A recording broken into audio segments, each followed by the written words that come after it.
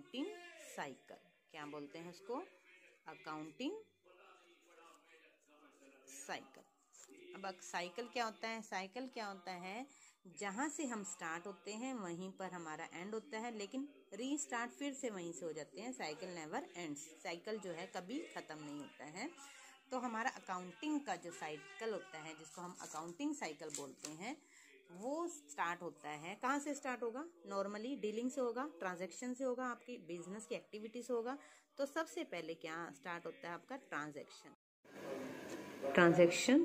Transaction में आपकी सारी मॉनेटरी टर्म्स होंगी, मॉनेटरी ट्रांजैक्शंस होंगे, वो सब आपने रिकॉर्ड करने हैं। अकाउंटिंग साइकिल का फर्स्ट स्टेप है ट्रांजैक्शन क्रिएट होना, लेन देन स्टार्ट होना। उसके बाद उस ट्रांजैक्शन को हम रिकॉर्ड बनाते हैं। किस में बनाते हैं? फर्स्ट स्टेज क्या थी आपकी? Book keeping. बुक कीपिंग में आपके पास आ जाता है जर्नल, जिसमें आप फर्स्ट एंट्री स्टार्ट करते हो। आपकी हर ट्रांजैक्शन की जो फर्स्ट एंट्री होती है वो जर्नल में होती है। जर्नल के बाद हम उसको अलग अलग कैटेगरी में डिवाइड कर देते हैं।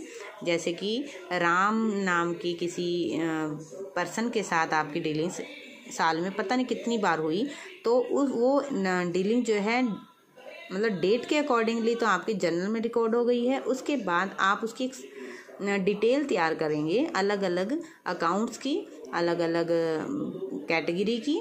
तो उसमें जब आप कैटेगरी वाइज उसको डिवाइड कर देंगे जर्नल एंट्रीज को, वो बोलते हैं उसको लेजर। मीन्स एक खाते तैयार किए, खतौनी एंट्री की, उसके बाद आपने उसकी खतौनी की, उसको बोलते हैं लेजर। लेजर में आप सारी एंट्रीज का, हर एंट्री का एक अकाउंट खुलता है, उसको बोलते हैं लेजर, जो कि आप अगले चैप्टर्स में डिटेल में पढ़ेंगे। जब हम लेजर्स को बनाते रहते हैं तो बीच बीच में हम एक चेक करते रहते हैं, ताकि हमें ये पता लगता रहे कि हमारी कोई मिस्टेक्स तो नहीं हो रही है। तो उसको चेकिंग का जो प्रोसीजर है वो आप करते हैं ट्रायल बैलेंस से। इसको बोलते हैं ट्रायल बैलेंस। एक ट्रायल होता है बैलेंसेस उठाकर, इसमें से जब ट्रायल बैलेंस में उठाते हैं, जब डेबिट और क्रेडिट साइड अगर उनकी दोनों की मिल जाती है, that means we are doing correct entries through this process. उसके बाद ट्रायल बैलेंस करने के बाद जब हम ये ट्रायल बैलेंस तो हम कभी भी कर सकते हैं, 6 महीने में भी तैयार कर सकते हैं, 3 महीने में भी तैयार कर सकते हैं, it is up to us. उसके बाद आप एक समरी तैयार करते हैं, इन सब अकाउंट्स की समरी तैयार करते हैं, जो कि आपकी 2 फॉर्म्स में होती हैं। एक trading account, trading profit and loss account, एक अकाउंट ये होता है। उसके बाद दूसरा होता है आपका बैलेंस शीट। बैलेंस शीट ये आपकी समरी होती है, ये स्टेटमेंट होती है। ये आपको बताती है कि आपने इन ट्रांजैक्शन के दौरान आपका कितना प्रॉफिट या कितना लॉस हुआ है, और उसके रिजल्ट में आपकी बिजनेस में कैपिटल जो है कितनी इंक्रीज हुई है। ठीक है, यहाँ पर आप लगता है कि आपका जो है ये साइकिल जो है ख़त्म हो गया, बट नहीं, cycle means that never ends.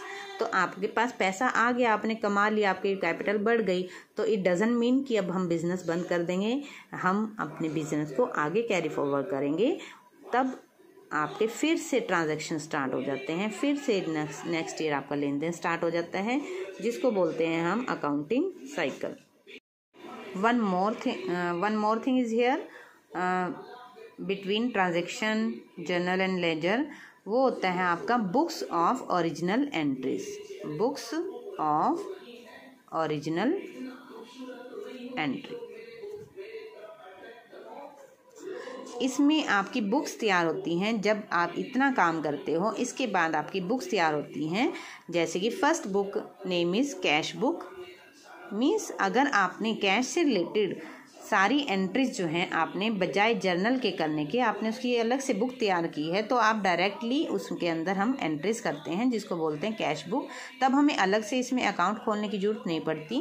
और ऐसा तब होता है जब आपका बिजनेस जो है एक बड़े लेवल पर होता है।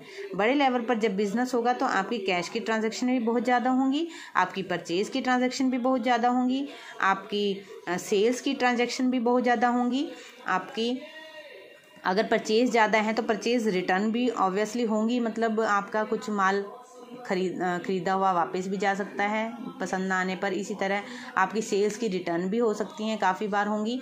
तो और इसी तरह से जब डेटर्स क्रेडिटर्स से रिलेटेड जब आप बिल्स लिखते हो, आपको पहले भी समझाया था, तो BR और BP बिल्स रिसीवेबल और बिल्स पेबल जो होते हैं, अगर वो भी लिखे जाएंगे ज़्यादा, क्योंकि बिजनेस आपका बड़ा लेवल है, तो आपकी वो एक्टिविटीज़ भी BR और BP से रिलेटेड भी होंगी। तो इसके लिए सहूलियत के लिए हम जो है अलग अलग बुक्स तैयार कर लेते हैं। बिजनेस के लेवल पर डिपेंड करता है, बिजनेस के साइज़ पर डिपेंड करता है। तो हो सकता है कभी कभी क्या होता है, बिजनेस में सिर्फ एक बुक ही एक्स्ट्रा बनाई जाती है जिसको बोलते हैं कैश बुक, और बाकी जो एंट्रीज होती हैं वो आप जर्नल में एंट्रीज कर लेते हो, उसके बाद लेजर में उसके अकाउंट्स बन जाते हैं।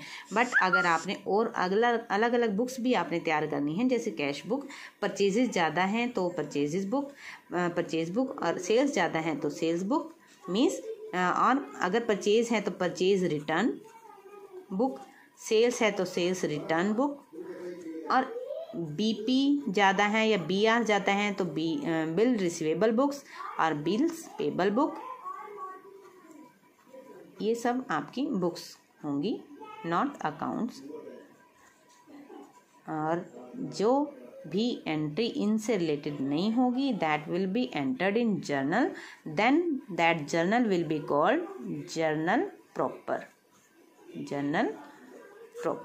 अब आप एक बात ध्यान से रखना कि परचेजेस अगर आपकी कैश है, सेल्स अगर आपकी कैश है, तो परचेजेस या सेल्स जो भी कैश होंगी वो आप किस में डायरेक्ट एंट्री करोगे, उसकी आप कैश बुक में एंट्री करोगे, इन बुक्स में नहीं एंट्री करोगे। तो कंक्लूजन क्या निकलता है, इन बुक्स में आप कौन सी परचेजेस या सेल्स एंटर करोगे, that are done on credit, जो आपने उधार में की है। और परचेज रिटर्न, सेल्स रिटर्न वाली बुक तो आपने अपने आप समझ लेना है कि रिटर्न वो माल होता है जो कैश में नहीं होता, उधार में होता है। तो इट मीन्स जो है इसमें भी वही परचेज या सेल्स रिटर्न की एंट्री होगी जो कि उधार पे होंगी नॉर्मली। और अगर आपकी कैश परचेज कैश सेल्स हैं, that will be enter in cash book only, not in purchase और sales book. Only credit purchases और credit sales will be entered in this books. Okay, तो ये आपकी बुक्स हैं, ओरिजिनल एंट्री की books बोलते हैं इनको। आगे अपने चैप्टर्स में डिटेल में भी कराया जाएगा। तो ये बुक्स जो हैं आपकी यहाँ से स्टार्ट हो जाती हैं, यहाँ से। उसके बाद आप ट्रायल बैलेंस, उसके बाद आप trading profit and loss balance sheet, and then again our business transaction started, then it is called accounting cycle.